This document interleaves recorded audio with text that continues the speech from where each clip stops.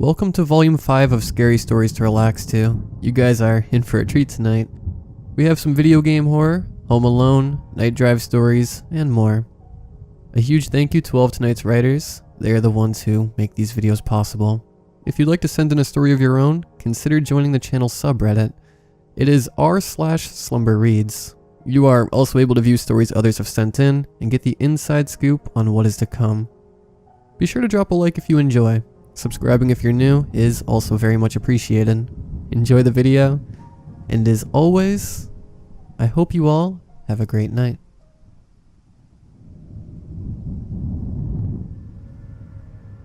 Thrifting has never been my thing. Call me pompous or uppity or any adjective you deem fit. Thrifting has never been my motto. I have nothing against it. I understand why it's there. I just like new, unused products. I like the smell of new plastic, even if it's that shitty cheap stuff from China. There's no greater pleasure in life than opening up something that's new.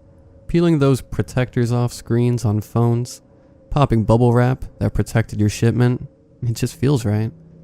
But what doesn't feel right is the price tags. Recently I've fallen onto hard times. I work for an office supply store. A horribly unappealing job. With everything nowadays going digital, office supply stores are beginning to phase out. Everything can be ordered from our online store, so what's the use in storefronts? Luckily the company puts on the mask of giving a shit about us enough to not just shut down immediately, but slowly phase it out. They gave us a 4-month warning, saying that we needed to begin searching for some new work. So, I turned to thrifting as I said. I had nothing against the act of thrifting. I just preferred my stuff to not have the smell of rotting basement etched into its history, with no amount of detergent able to wipe the slate clean. My tune had quickly changed, for the most part.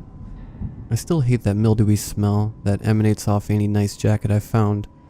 I started to love the thrill of the hunt though, spending days in various locations, searching for those hidden gems. I'm not an overly exciting person, so to say that it got my adrenaline pumping would be an understatement. I turned my newfound love of thrifting towards searching for electronics. With all my free time, I spent a decent chunk of it watching videos online of old computers. Whenever I would go to search for things, I would keep an eye out for old PC parts. Eventually, I had enough to cobble together an old IBM machine. The white plastic monitor, now heavily yellowed from years of active service. The keyboard was squishy and full of crumbs. The tower was a heavy beast, weighing 15 pounds on its own. The day I started that thing up was one of the greatest achievements of my life. And also the day I thought I would die. It sounded like a jet engine was taking off. Whirs and clicks ruptured through the tower. When it finally booted up and took me to a desktop screen, I realized that there was an old floppy disk that had been stuck in the tower. My mind raced with possibilities. Was it some old photos? Am I going to get a voyeuristic look into someone's life from the past? Is it music? I clumsily searched through the computer files, trying to find out how to access it. When I finally came across the only thing it could be, I found it locked. Somehow, and I didn't even know that that was possible. Somehow they had locked the disk from opening. I needed a code. Well, just my luck, there was no code to be found anywhere. My adrenaline was once again racing. I needed to get in. Morbid curiosity had a stranglehold on me. I decided to take the tower side off in order to see if I could manually eject the disk, and bring it into a local computer store and see if they could crack it for me. Just as I took the case off and began to reach for the disc reader, I noticed an etching on the inside of the case. It was a bunch of zeros and ones. I jotted it down on a nearby notepad and gave it a try on the file on the computer. Voila, a master sleuth cracks the code once again. I was in. And to my surprise, it was just a game. It was called Zonk. It was still early in the evening, so I thought, to hell with it, let's try it, right? I came this far, and as much as I was hoping to be able to spy on someone else's life, from 1993, I just got a game. When I launched it, I was greeted with a low pixel render of some cutesy character. He looked like a mix between Q*bert and Mickey Mouse. It was oddly close to copyright infringement on both accounts. The titles above him just read, Zonk. He just sat there, moving slightly back and forth with a jaunty little MIDI tune playing in the background. I pressed the enter key on my well-used keyboard, and was greeted with a wall of green blocky text amidst a black background. Greetings, player. You are about to embark on a great and mythical quest. Zonk is trapped in a castle in the far reaches of space, and you are his only hope to help him escape and reclaim his lost home, using your keyboard to type to Zonk what he should do next.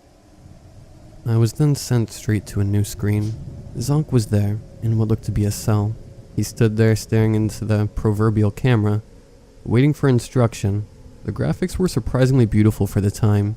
It looked way ahead of its time, and I was confused as to why it hadn't made more of a splash, for that alone, when it had released. I typed in to search the room. Just as I hit enter, I realized that the command may be too complex for a game this old. Hell, it's probably too complex for a game made today. It didn't matter, however. Zonk was already moving about the scene. The crude graphics and choppy animations went into overdrive. He tore the seemingly modern-looking room apart in search of items. To my surprise, he arrived back at the storefront of the scene with his quirky smile and a happy chiptune playing. Zonk found something. It appears that it can help him escape the room. Clear as day, the game spelled out what I should do next, so I did it. Zonk headed to the door and waited. An awkward amount of time passed before anything had happened. It was still. I thought perhaps it was loading the next scene. Suddenly, Zonk launched back into action. It was not what I was expecting to see. The music had drained from the scene. He sprung his spindly arms through the small barred gap that was the top half of the wooden door. I wasn't sure what he was doing until I saw a second cartoony figure dragged in by Zonk and bashed up against the door. Zonk had a hold on the character's neck. With one quick motion, he pulled out something and jammed it into the character's neck. The happy music returned and Zonk turned back to the camera like nothing out of the ordinary had happened. I was freaked out. Was this some hacked game? Maybe it was one of those games that had the guise of a kid's game, but with some darker underlying theme, like the Literature Club game that circled the internet a few years back. I reasoned to myself that it was just a spoof game, like that which I just mentioned. I pressed on. I typed in a command to exit the room, and he did so without hesitation. We entered a new scene. It was that of a hallway. It looked more like a hospital than some castle in the far reaches of outer space. That is touted at the beginning of the game. I typed in to head down the hall, and so we did. As weird as it was to say, I felt attached to Zonk, like we were a team. Sure, the game took me by surprise. I didn't know it was going to be a horror game, but I'd be damned if I didn't love a good scare now and then. Zonk rushed down the hall, the bouncy music looping over and over, enough to drive someone mad. When we got to the end of the hall, there was another one of those cartoony-looking characters. I got a better look at them now, and again, looked like it was on the cusp of copyright infringement. It was nearly a spitting image of the Disney character Pete, but they wore a night uniform. Again, not very spacey, but I also did just witness one get stabbed to death, so who am I to say right now? The guard was clearly taken off guard when they saw Zonk. It seemed nearly unscripted. The guard fumbled and tried to subdue Zonk. Meanwhile, he just stood there, staring at the camera happily, bouncing back and forth, as he always did when awaiting for a command. I felt rushed and didn't know what to do, so I typed in a command to fight. It was like I'd unleashed some kind of monster. Zonk, with barely any effort, grabbed him by the throat again, still happily dancing back and forth on screen. He lifts the guard up and crushed his windpipe. The low-quality sounds plopped out of my speakers like tar dripping down a wall. When I regained my composure, and my morbid curiosity still had me in its grips, I decided to press on. I sent a command for Zonk to leave. I was greeted with another wall of text. Congratulations, you have completed the first section of Zonk. With Zonk safely out of the castle, he is now free to complete his goal of reclaiming his home. The game placed me with Zonk on a street. He was in his usual place, standing and staring into the camera, happily bouncing back and forth to the music. There were people that walked by occasionally. When they entered the frame and saw Zonk, they changed. They ran. The graphics were great for the time, but were still limited. No amount of limitations could hide the fear on their faces, though. I wasn't sure what to do next, so I just typed in the command for map. Sure enough, it seemed to work. A map appeared on screen, and it showed a small city. There was one place with an X on it that was circled, and had Old Friend written by it. I decided to go there. I input, go to Old Friend's house. The screen went to black. I thought the game had locked up again. No audio. The tower clicked and whirred just as it did when it first booted up. I thought maybe everything had crashed. Come to find out, it had. The PC must have overheated or something. It shut right down. I left it be for a few minutes and decided to fix myself some food and drink. I didn't realize that it had been a few hours since I sat down to play this game. When I returned, I tried to boot it up, and it started with no hitches. Sure, it whirred and clicked, but I came to realize that was the norm for this big old beauty. Once everything was back up and running, I went to launch the game again, worried all my progress had been lost. Games this old never had autosaves. When I launched it, I was immediately placed outside of old friend's house. Zonk was stood there, staring happily like always. It was so immediate that I had jump scared myself. I wasn't expecting to see that face so up close, and so soon, after I typed the command into DOS to start the game up again. This time I had no control over the game. No command did anything. I was just treated to the game playing itself. Zonk slowly crept up the steps leading to the house, bouncing happily back and forth to the music, and just when he was standing in front of the door I noticed something. The house looked more and more like mine. The number on the house was the same as mine. I tried to quit the game, but I kept getting error message after error message. Congratulations, you've won. Then, the doorbell rang.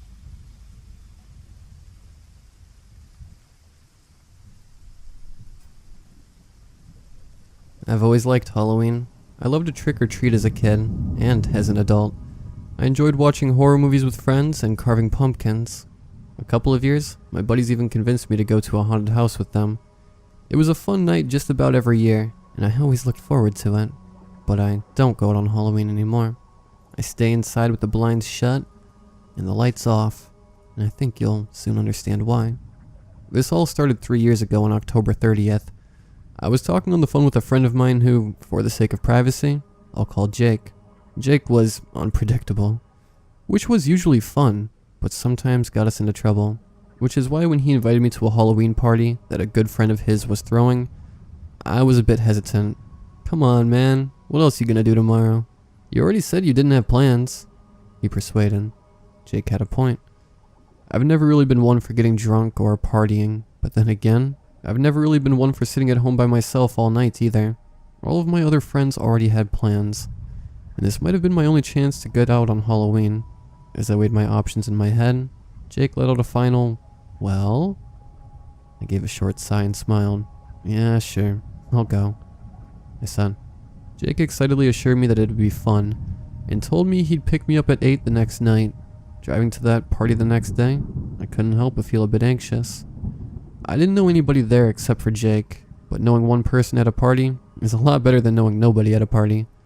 Jake made me feel a lot more comfortable that I'd be alone. I was going as Jack from The Shining, and Jake was going as Slash from Guns N' Roses. "You ready to rock?" he joked as we pulled up to the house. I nodded as we exited the car and walked into the house. The aroma of alcohol hovered heavily over the room like fog, and beneath it the smell of marijuana flowed lightly through the house. In some rooms, it seemed like there was a body for every square foot. Music blasted throughout the house, and I couldn't tell if the music or the talking was louder. Jake introduced me to the guy who was throwing the party, who I'll call Mitch. We chatted for a bit, but it was only minutes before me and Jake were going over to get some beers. I didn't like to get drunk, but 2 light beers didn't do all that much besides help me relax. The party was kind of dragged on, like a mediocre movie that you're only half paying attention to. Jake was with me throughout, though I could tell he was a lot more drunk, and having a lot more fun than I was, and after about 2 hours, I was getting bored. The constant noise and uncomfortable heat from the crowd wore me down as well. The moon was big that night, and it shone enough that I had a faint shadow. After walking several blocks, I noticed a forest to my left, one that extends all the way to my house, so I decided to cut through it to get home faster. It was strange, but something felt a little bit, well, off about it. I quickly shook that feeling off, however, deciding that it was nothing. The moon was casting faint shadows of the trees, long thin branches. Brown and orange leaves littered the ground. The wind calmly blew through the trees, and I could hear an owl calling somewhere to my right. I walked down the forest trail in silence, but something stopped me in my tracks. There was a jack-o'-lantern with a cheerful carved expression sitting there on the side of the trail. I was confused to say the least. Who would put a jack-o'-lantern out here? Who would they think would see it? I kept walking, mystified by the strangeness of what I'd just seen. But I chalked it up to the workings of someone with a bit too much Halloween spirit. As I continued down the trail, I noticed a flickering orange light ahead, dancing on the surrounding trees and ground. When I got closer, I realized it was another jack-o'-lantern, but this one was different. Its face wasn't cheery like the last one. It looked nervous, afraid, paranoid even. And not just in a cartoony, emoticon sort of way. It looked too real. I could feel the emotion by looking at its face. I began to feel the way that pumpkin looked. Paranoid. I noticed my heart beats a bit faster. I looked around and behind me and kept walking, now keeping a quicker pace. I can't explain why, but things around me began to seem more disturbing. The shadows of tree branches began to look more and more like outstretched fingers, clawing at the trail. The wind began to sound less like a whistle and more like an eerie, drawn-out scream. Noises started to sound more ominous, like the whole forest was out to get me. I thought that was bad. But what I saw next was the last thing that I wanted to see. The third jack-o'-lantern. This one bore a face that can only be described in one word. And that one word is terror. I could see it. And I could feel it. I could practically taste it in my soul. I froze when I stood, jaw hanging open. My heart was racing. My lungs filled and emptied in short succession. I sped along, walking as fast as I could. All I wanted was to get home. All I wanted was for this to be over. I was looking left, right, and over my shoulder constantly. Visions of a serial killer in a hockey mask danced throughout my mind, hiding behind every tree, waiting to jump out and turn me into mincemeat. I thought that maybe I was crazy. Maybe there wasn't anything to worry about. My mind tried to tell me that, but I wasn't convinced. As all these thoughts bounced through my brain, I wasn't paying attention. I wasn't watching the path. Out of nowhere, like a flash of lightning, my foot caught on a root sticking out of the dirt, and I fell face down onto the cold, hard dirt. After a moment, I shook off the initial shock and looked up in front of me. I wish I hadn't. Before me, a mere foot from my face, was a jack-o'-lantern. Its face was pure shock and horror. It had an axe chopped right into its head. There was blood dripping down from the wound. It was real. I could smell it. The metallic stench that blood gives off. At that moment, I swear on my life that my heart stopped. I couldn't look away. I couldn't move. I couldn't scream. Couldn't breathe. Only one thing could break me out of my trance of horror. The sound of footsteps, rustling in the leaves mere yards behind me. Every fiber of my being told me the one thing. Run. I scrambled to my feet and ran faster than I have ever ran in my life. I don't think I could ever run that fast again. I swear I could hear footsteps running behind me the whole way home. I looked over my shoulder as I ran out into the street, and nobody was there. When I turned back around to face my house, I saw something that made me sick to my stomach. A jack-o'-lantern on my porch that said, "Welcome home." I rushed inside and called the police. They didn't find anything in or outside the house. Nothing in the forest either. I can't explain what happened out there in the woods that Halloween night, but one thing is for sure. Someone, or something, was following me, and it knows where I live.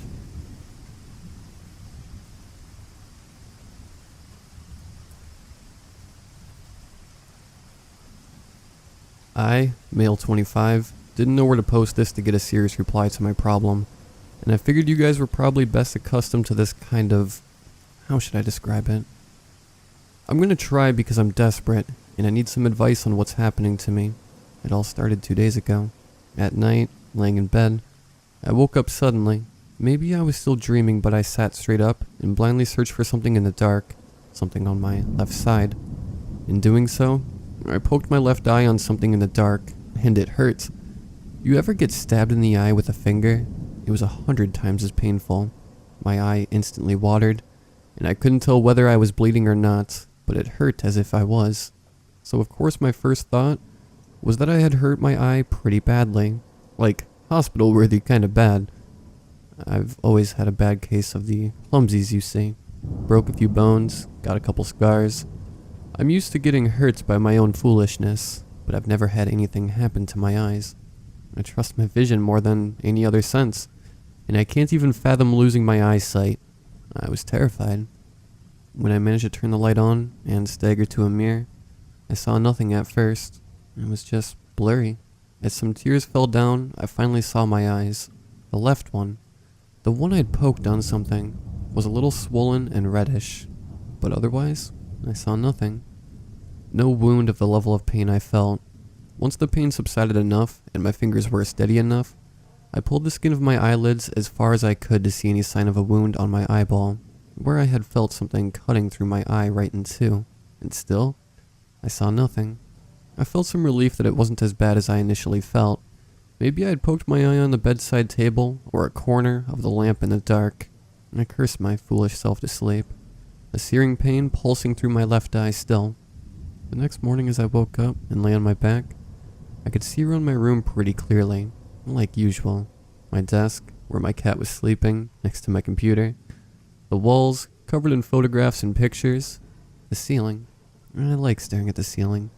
Its wide, white space, its emptiness, is often my only relief after a long day at work. It's my method of meditation, if you will. I went about my day like usual, though I felt a little pain still in my left eye. Like a vertical line of pain along the eyeball. It kind of feels grainy too.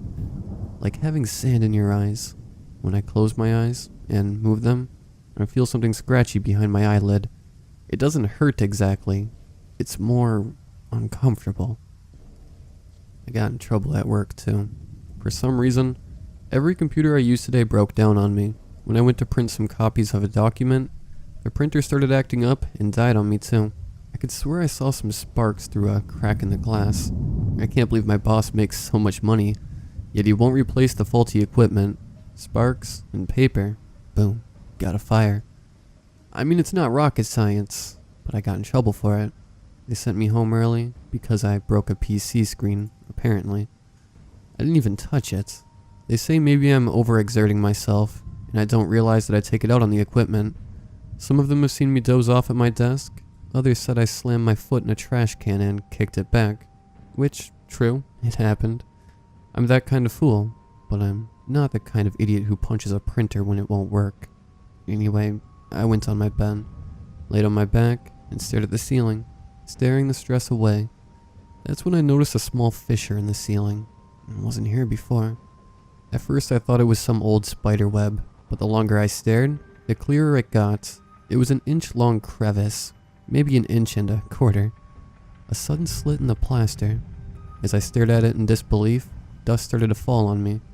The more I looked at the crack in the ceiling, maybe an inch and a half now, the more it looked like it was breaking in front of me.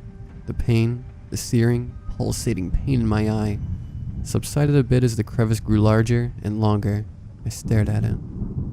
It couldn't be my imagination. Small pieces of plaster and bits of debris started to fall on the bed, and I closed my eyes, moving away before it fell on my face. When I looked again, I tried only opening my right eye. Nothing moved. The crack was still here, 3 inches long now, but it wasn't breaking apart anymore. I chalked it up to my house being old and went to sleep. I was exhausted from the day, and the throbbing nerve in my eye sending pain signals through my forehead. This morning, when I woke up, it was still dark in the room. I immediately put a hand on my left eye. Now it hurt like a bitch. The pain was going through my skull, from my eye to my forehead, in a long vertical line. My first instinct, for some reason, some dumb, foolish reason, was to take a look in the mirror. I stood in front of it, still holding my left eye, unsure of my next move. Maybe I was going to die. Yep, maybe I was overworked and going crazy. Who knows? I let my hand fall down and turned the light on and looked. It wasn't black per se, but it was dark, like the darkness of an empty hallway, a long slit of darkness, starting from my left eyebrow and going down to my left cheekbone. A very literal 3 inches long slit was cut through my face, sucking the middle of my left eye in. I wasn't bleeding. It wasn't hurting now that my eye was opened, but it's hard to describe what I'm seeing with words. It's always been easier for me to express myself through pictures, photographs. Problem is, I can't take a picture of this. When I touch my face, I can feel my cheekbones and my eyebrows and my eyes. They're there, if that makes sense. But when I look in the mirror, I see the slit in my face, like a picture cut right in two, like a knife went through, and nothing but darkness behind. It's not a long black line on my eyeball or something. It's a fucking crevice. Like a gap in my face, you see? Oh no, you couldn't see. It doesn't appear on photo. That's the problem. You guys are going to think I'm crazy because I have no proof to show. Maybe it is my eye, making me see things. I don't know. I looked at things around my room with my left eye, just to make sure I wasn't going crazy. And sure enough, the smallest items I stared at, like paper and fabric, were cut in half on the spot. Cracks open in the sturdier ones, like my beloved headphones. They're dead. If you were wondering how staring at them with an eye that slits things open would go, before you ask, yes, I took a doctor's appointment, and it went really, really badly. Before going out, I threw on this pirate's eye patch from last Halloween that I kept for whatever reason. I looked like a perfect idiot. But I don't care what people in the streets might think. I don't want to cause the pavement to break in half while I avoid their stares. As long as my eye is closed, it's just this pain pulsating through my brain. I couldn't exactly explain what was happening without sounding like a madman, but I swear I tried. First, I told him how much it hurt since I got something in my eye that night. Then I was like, when I look at things with my left eye, they break in half. And the man who examined me was laughing. And I mean, who wouldn't laugh? I don't blame him. I do blame him for not listening to me when I said that I couldn't open my eye in front of him. I asked maybe if he had a mirror I could use, since it was the only thing that didn't crack in half in my bedroom. He brushed my comment aside and simply reached for the eye patch. I said no, pushed his hand away. He said I had to show him the problem, or else there was no reason for me to have come to see him in the first place. I wanted to say something, but he took my face in one hand and lifted the eye patch with the other.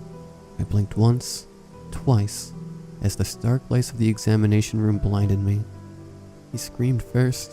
We looked at each other for only a second, him holding my chin tight with his hand, me trying to get it out of his grip. Dancing lights, his face, and then darkness, in a vertical line, cutting this image right in two. It happened in a second or two, yet I recall it so clearly. His right eye split in half like a grape, rosy flesh, and a wet noise. Then a large gash in his face growing longer and larger by the second, split his flesh right in two, from his head to his chin. His face cracked open in half like a watermelon, and I was drenched in blood immediately. He was alive still, because the gash had to be what, half an inch deep? It must have been stopped by the bone. I was strangely relieved that whatever it was that was stuck in my eye and caused things to crack open was not strong enough to go through the bone yet. As you can imagine, it was, simply put, horrific. I didn't know what to do. In fact, my first reaction was to puke all over myself from the sheer atrocity of what I had just witnessed. I was shivering from head to toe, covered in blood, spitting some of my lunch out, while this poor man screamed like I never heard someone scream, and writhed on the floor like a fish out of the water. I couldn't close my eyes. Physically couldn't. I covered my left eye with my hand immediately and stormed out. I felt guilty, of course. But what would you do if it happened to you? That's what I want to know. As I headed downstairs and people saw me, a walking crime scene, they alerted security, who, bless them, reacted immediately. I'm just sorry they tried to handcuff me. My eye won't close by itself. I have to keep something on top of my eyelid to keep it closed. My hand worked fine for that, but, well, as my eyes opened and I saw the people around me, the white walls surrounding me, dark uniforms facing me, I wanted to scream at them to get down, evade, please don't look at me, maybe hide yourself, but I couldn't. I tried focusing on my way out. Cracks started to form in the exit doors at the end of the room, wider and longer than ever. The breach seemed to travel across the room like a gust of wind, slicing in half the people who were in its way. The exit doors fell down, bodies slammed to the floor in unison. I ran. I didn't look. Right now, I'm typing this on my computer with one eye open. the other bandaged down with the thickest fabric I could find. It feels like a long crack inside my face, opening my nerves up. I'm afraid if I keep my eye closed for too long, my head will split open, right in two. It feels that way. If anybody has any advice, please tell me. I don't want to break things in half. I don't want to crack skulls open. I don't want to hurt anyone. The only person I ever hurt was myself, and it was always by accident. I wish I knew what to do. I feel so alone in this. Cat is gone. She's been hiding somewhere. I can't see her, which makes me think in retrospect she sensed something coming. She's better off avoiding me. In the meantime, I will lay in my bed, and, well, I will lay in my bed. I'll see when I wake up tomorrow.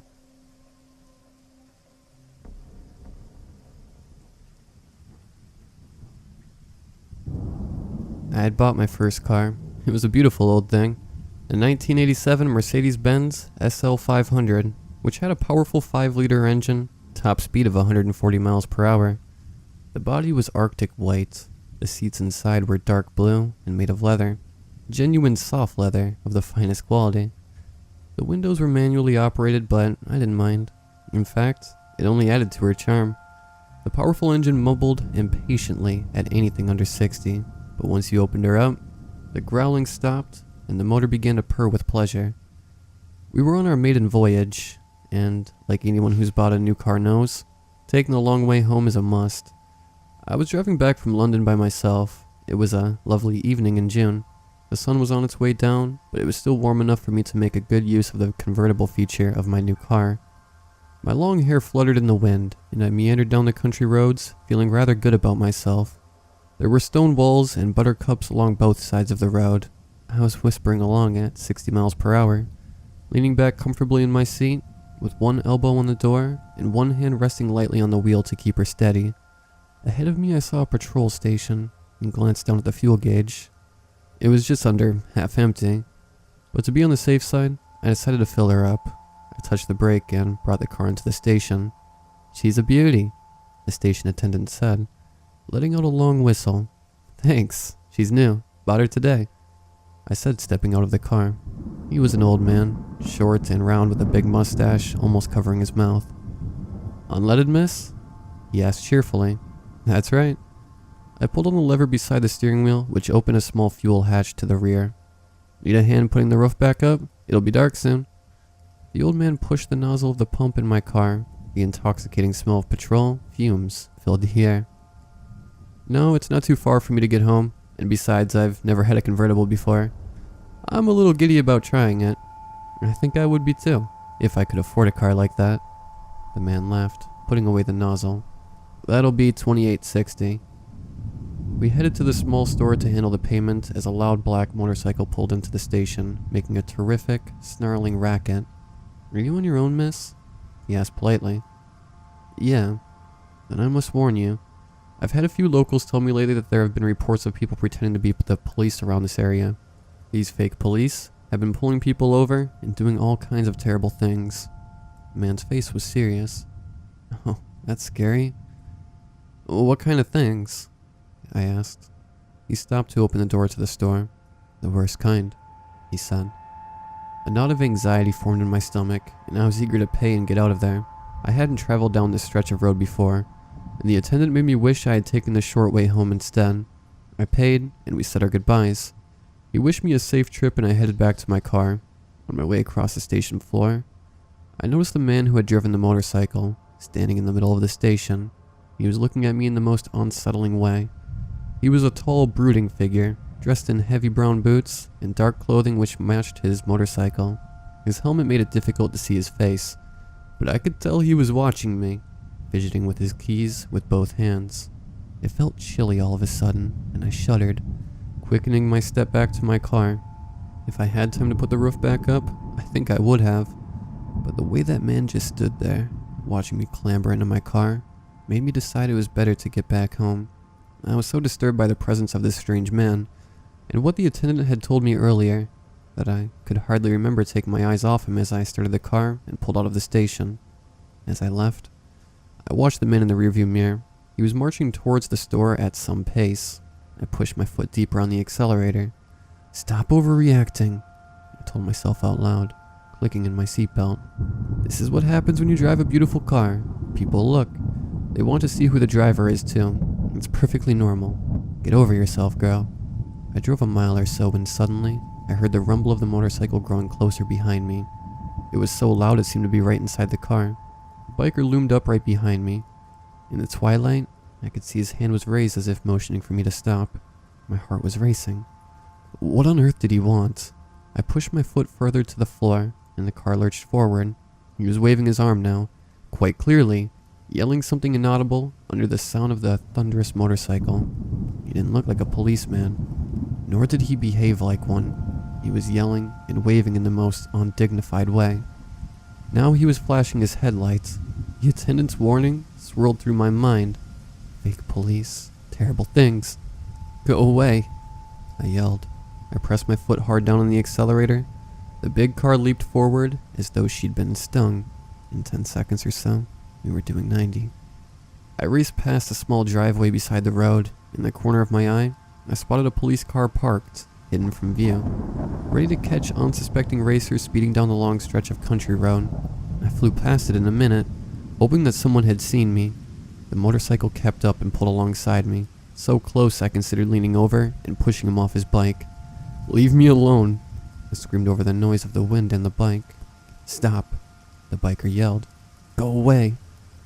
I heard the roar of the police siren and blue lights appearing in the distance in my rear view. The biker kept yelling.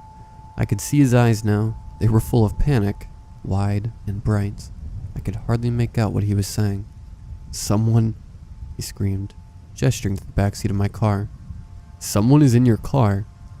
My eyes flicked up to the rear view. In the distance, I saw the blue lights of the police car, struggling to catch up. The view was blocked by the movement of a dark figure, rising from the footwell of the back seats.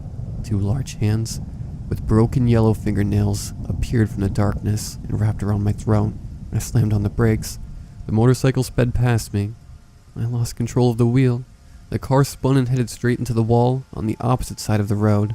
Cold hands gripped my throat as the evil grin of a deranged man hiding in the back seat appeared in the rear view. The car smashed into the wall. Time moved slowly.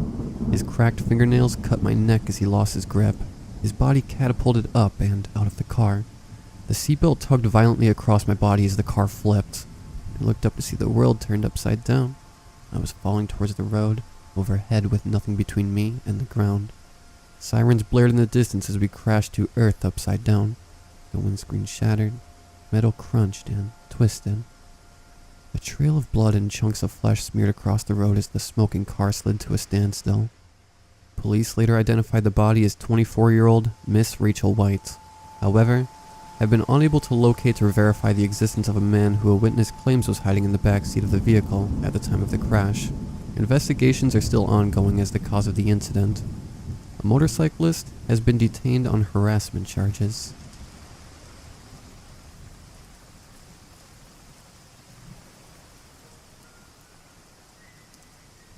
I already regret buying my new apartment. I've been here going on 3 months now, and I'm already looking for new accommodations. Sadly, all of my money is in this place, and I live on a fixed income, so unlikely I'll be free of this anytime soon. I think it's only fair that I give you a bit of information. I just moved to Detroit, Michigan, into an old apartment complex.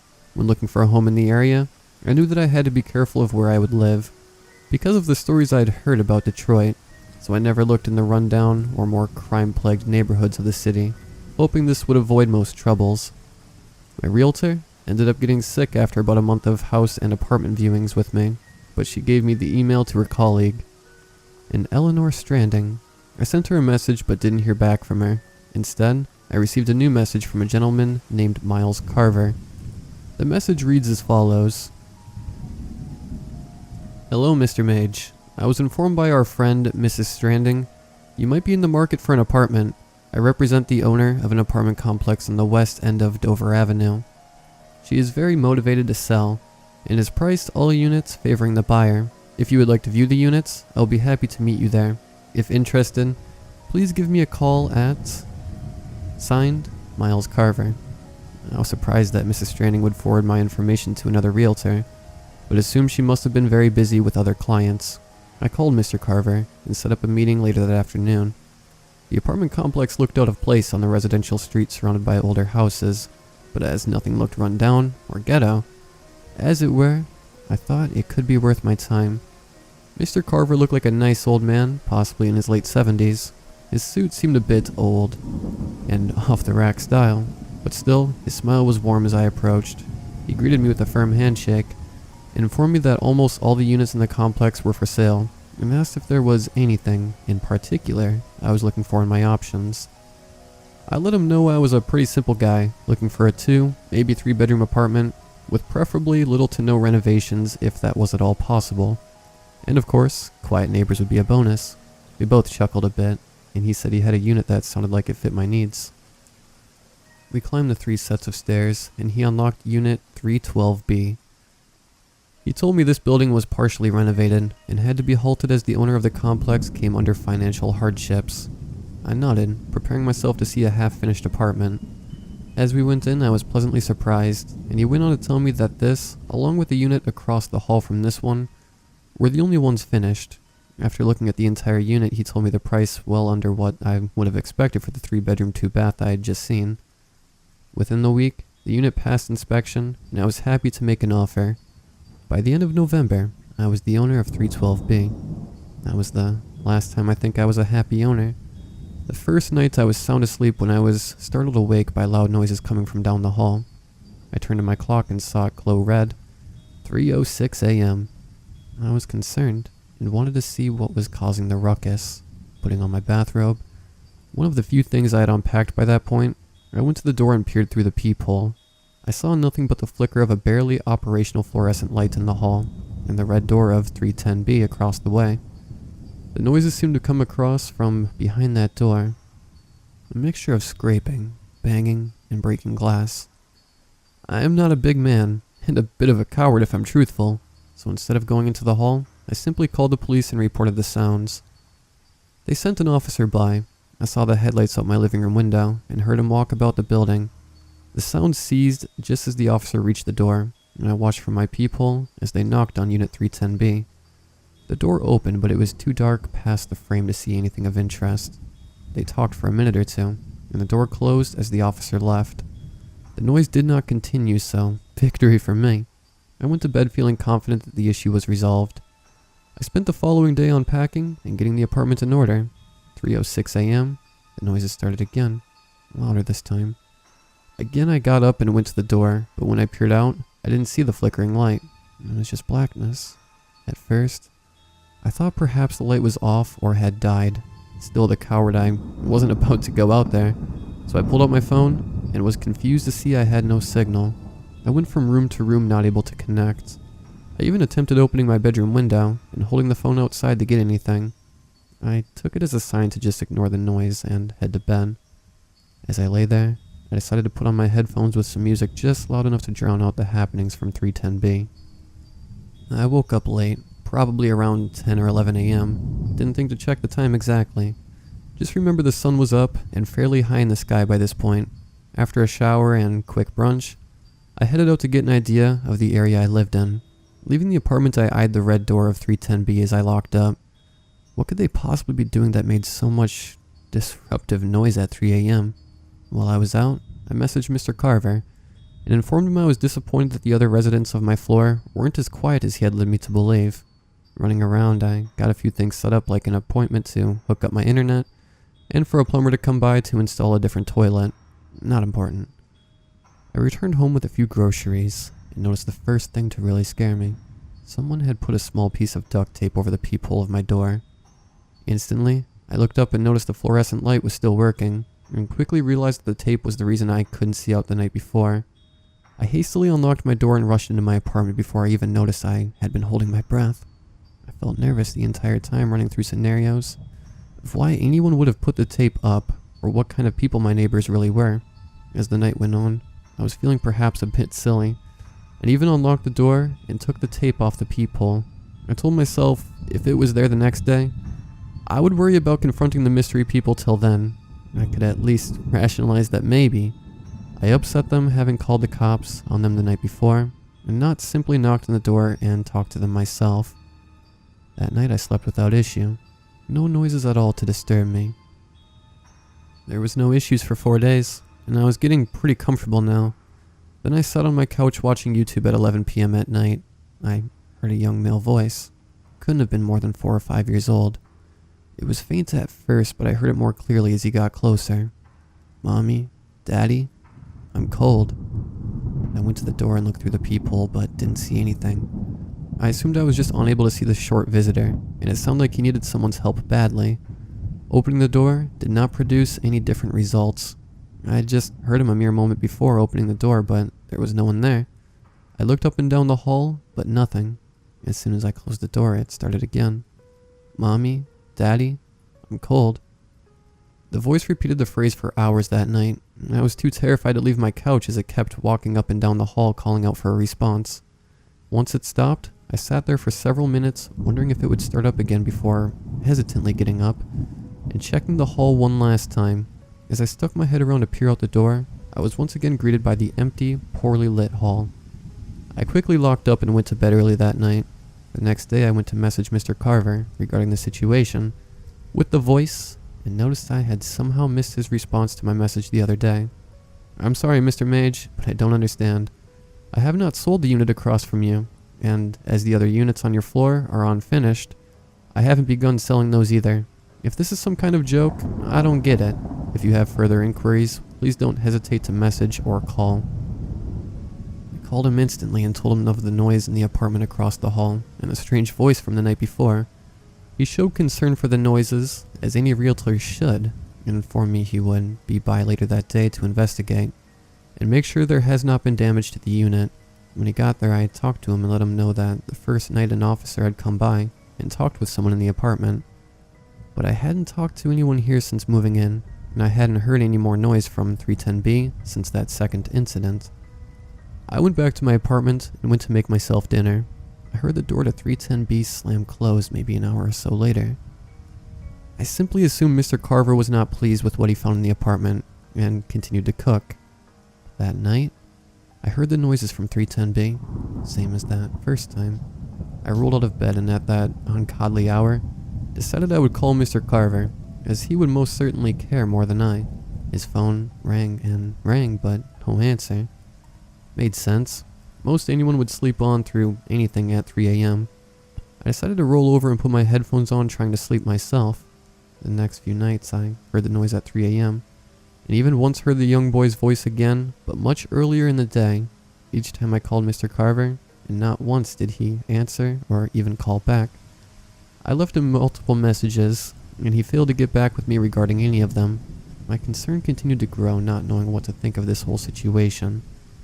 I finally heard from Mr. Carver almost a full week later when my attention was brought to my phone by the resounding ding-dong of my messenger app.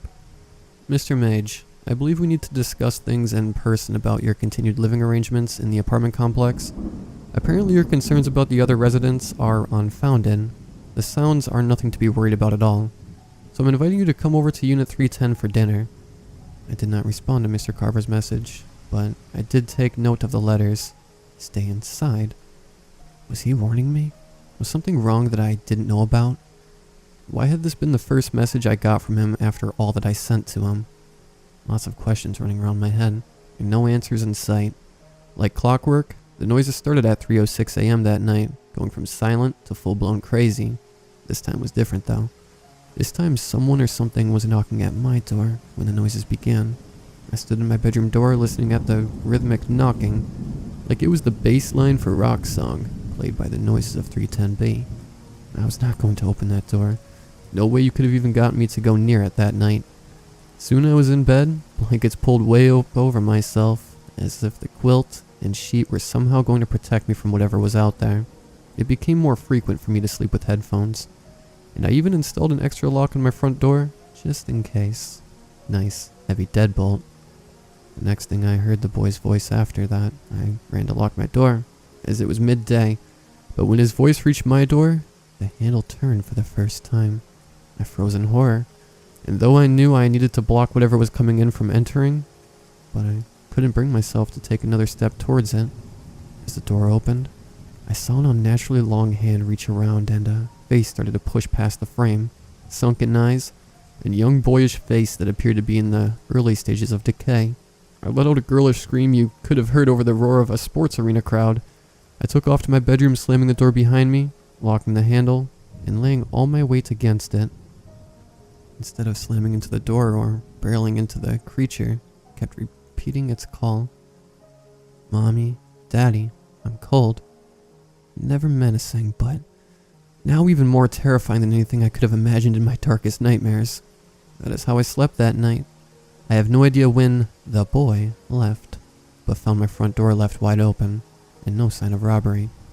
Mr. Carver never messages me anymore, but I kind of feel like it's his knocking I hear at the door every night. The floor becomes active. As for the boy, so long as the door is locked, he seems to stay outside the apartment and doesn't want to bother me. But those noises from 310B are getting much harder to sleep through, as they sound like they are coming from my own living room. I don't know how they got in, but I can tell every night they get a little closer to the bedroom door. As I said, I'm looking for a new place.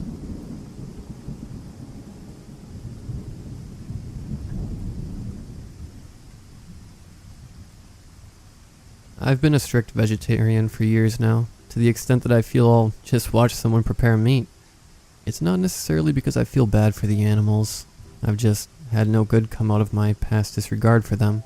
I grew up fishing and hunting, as they were things that my grandfather loved to do and wanted to include me in. It was always an enjoyable experience accompanying him on his boat, or out into the woods. I was a curious child who hung on my grandpa's every word, and saw him as something akin to the most knowledgeable man on earth. He knew how to pluck the feathers from a goose as efficiently as possible, his wrinkled hands making quick work to remove even the toughest pin feathers. When a hook would get stuck in the mouth of a fish too small to keep, so deeply that it appeared removing it would surely leave the fish mangled, my grandpa would use a pair of pliers to effortlessly wiggle the piece of metal out with minimal damage. I looked up to him as a hero of sorts. That's why it hit me so hard when he died. That, and the fact that I killed him. No one knows that I killed my grandpa.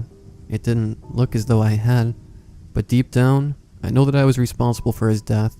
When I review what I can remember of the events that had come before and after it, that's the conclusion that I always come to. I frequently bring to memory the first time I got a fish that was large enough to bring home to eat. I remember the pride on my grandpa's face as he watched me frantically reel in my line, and the smile that overtook him once the fish was netted and in the boat. "That's a keeper," he had stated, mirth present in his crinkled eyes. 7-year-old me had never felt so accomplished. When we got back to my grandparents' house that afternoon, I was so anxious to see my grandfather cut into my fish. He was out in the driveway and working over a table made from pieces of plywood. His expression focused as he maneuvered his knife through the bodies of the fish he had caught earlier. I wasn't allowed to stand nearby and watch, because it was a very sharp knife, and I was apparently too fidgety, too trussed to maintain a safe distance, so I had to watch from the window. My grandma was in the kitchen, cutting up vegetables for a salad, when she called to me. "Rowan, can you do me a favor?" "What is it?" I asked, taking advantage of how slippery my socks were on the tiles to slide into the kitchen. "Hey, careful, you could slip." My grandma wasn't impressed with a lot of my antics. "Can you please take this plate out to your grandpa for me?" "Yeah." I excitedly grabbed the plate she was holding and rushed out to see what my grandpa was doing. My grandmother shouting after me to not run in the house. My grandpa was still hunched over the table, a large pail to his right now, quite full of fish innards, and some freshly cleaned fillets strewn about on the table surface. His face lit up when he saw me approaching. "Rowan, come see." Now my curiosity was piqued, and I made it over to him in a matter of seconds so I could see whatever it was he wanted to show me. Laid on the table was a fish that he had already sliced open, one side of its body flipped outwards and exposing its innards. "This is your fish," he said, playfully bumping me on the nose with the back of his wrist, so as not to get fish guts on me.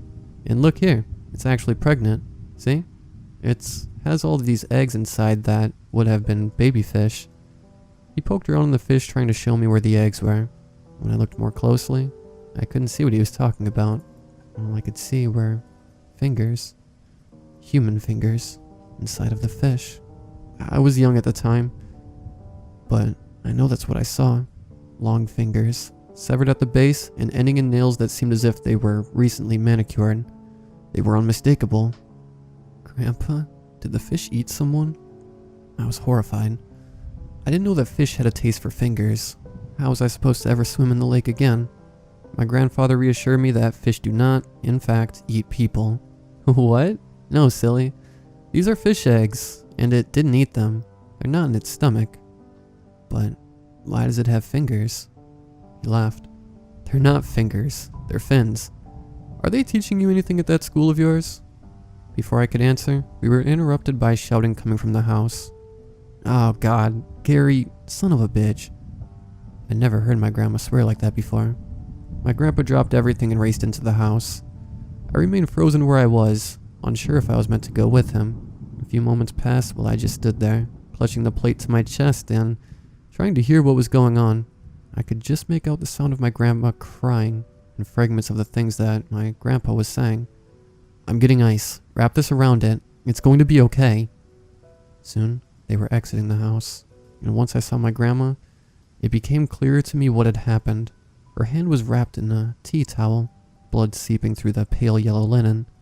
Rowan, get in the car. We're going to the hospital, she said, voice hoarse but still forceful. It was on the way to the hospital that they explained to me that Grandma had a little accident chopping vegetables.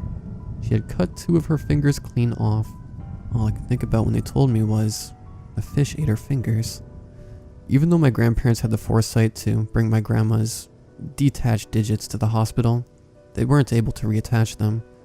My grandma now has 3 fingers on her left hand, but it doesn't seem to have hindered her much at all. I'm certain that what I saw in the fish and what happened to my grandma were entirely related. The fate of my grandfather was further proof. I was 12 years old, and we were hunting for partridges. If you're not entirely familiar, they are these squat, pheasant-like birds that are a lot more delicious, from what I can remember, than they are intelligent. Sometimes you would find them so unbothered by the presence of humans, you could probably kill them with a stick. We used rifles. My grandpa made sure to teach me all of the hunting etiquette that was necessary for safety. Make sure you're decked out in bright orange clothing so that other hunters can see you. Always keep your safety on and your gun barrel pointing away from people, and never hunt alone. You never know what could happen out there, he would say. Could be something as simple as a twisted ankle from tripping over a tree branch, and then you're shit out of luck. We had been walking down a single, meandering trail for a long while before we saw any sign of our target animal. So we both almost missed it when a little rotund mass of feathers scurried across our path, a couple of meters in front of us. My grandpa elbowed me in the side. Look, I think it went over there. Can you see it? He asked, pointing past the trees on our left to somewhere in the thick brush. I focused my eyes in the general direction he was pointing and was able to spot, distant from us now, a plump bird positioned comfortably on a boulder. I see it, I whispered. It looked quite proud sitting on that rock, almost as if it was challenging us to knock it from its post. Why don't you take a shot at it? Suggested my grandpa. I was intimidated by how far away the partridge was. I doubted that I would be able to hit it, and I didn't want to let him down if I missed. He eased my worries slightly by helping me line up the shot. The target wasn't moving, so we took our time to make sure that the gun was positioned perfectly, and that the crosshairs met at an ideal spot when I looked through the scope. He encouraged me to pull the trigger whenever I was ready. I put my finger on it and gently squeezed, my nerves heightening my surprise to both the sound that the gun produced and the way that it pushed back against my shoulder when it fired. My eyes were shut when my grandpa shouted, "You got him, right in the neck." I couldn't believe that I'd done it. Upon opening my eyes, it was clear that the partridge was no longer situated on the rock, but I couldn't see where it had fallen. Go over there and get it, Rowan. You can get through those branches much easier than I can, said my grandfather. I quickly obeyed, making my way through the brush to avoid getting scratched up. As I got closer to where the partridge dropped, a sinking feeling came over me. There was no bird there, not that I could see, but there was something in its place. Hunched against the rock appeared to be a man, dressed in camo and blaze orange. A hunter. I was scared to approach, so I looked back at my grandfather for support. He wasn't there. Where my grandfather had been standing was a completely empty section of forest. My heart began to pound as I turned back toward the figure that was slumped where I killed the partridge. My steps toward it were slow at first, and then rapid as I recognized the face of the man that was lying there. No, there was no way that this was possible. Grandpa? I cried out, feeling all at once delirious. I reached out a shaky hand to see if I could get a better look at him. When I removed his hat, it not only confirmed my grandfather's identity, but his head flopped sideways, revealing a bloodied wound directly in the center of his throat. Protruding out of it was a branch about the diameter of a nickel and still connected to the tree behind him. I screamed. But of course, I was in the middle of the woods and there was no one there to hear me. I shuffled away from him, falling against the base of the tree, overwhelmed with horror and guilt. I did this. It didn't make any sense, but it was the explanation that my adrenaline-saturated brain came up with. I suppose it was possible that it was an accident, and that he fell into the branch. Maybe someone else was out here, and had pushed him into it. But then, how did he get all the way over by this rock? And why didn't I see or hear it happen? No, it was my fault. I shot the bird, and here my beloved grandfather was, in the location that it died with a lethal wound in the same part of his body. I knew without questioning he was dead, but I didn't know what I was meant to do. So I just sat there, shaking violently, while I stared at his corpse. When the tremors racking my body subsided enough for me to be able to stand, I started to shuffle my way back to the trail towards home. It was starting to get dark, and I was alone in the woods with my grandfather's body. Who knows what I would witness come to investigate his remains. If I stayed put, with every rustle of the leaves, I would snap my attention in that direction, hoping that my grandpa was just playing a trick on me and was following close behind. Of course, I was also scared that anything making sound was not my grandfather. My visibility was becoming limited, and I was aware of the fact that things were not occurring as they normally should in these woods.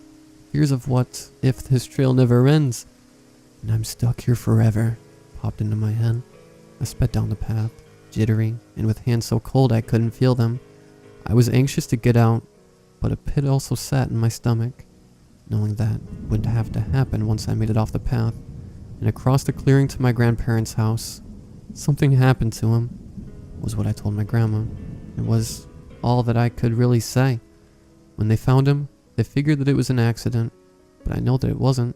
I took the fish out of water, it took my grandma's fingers. I shot the bird, my grandpa died. I can be certain now that I'm responsible for these occurrences, because over the years, other strange but similar things have happened. Little things. The day we dissected frogs in biology class, my sister had her gallbladder out. When I finally remembered to clean my fish's bowl after 2 months, I found out that one of my best friends at school had been living in a negligent foster home for the same amount of time. My daughter had breathing problems for the first couple months of her life, and my wife and I were beside ourselves with worry, until I thought to switch out our dog's collar for a harness.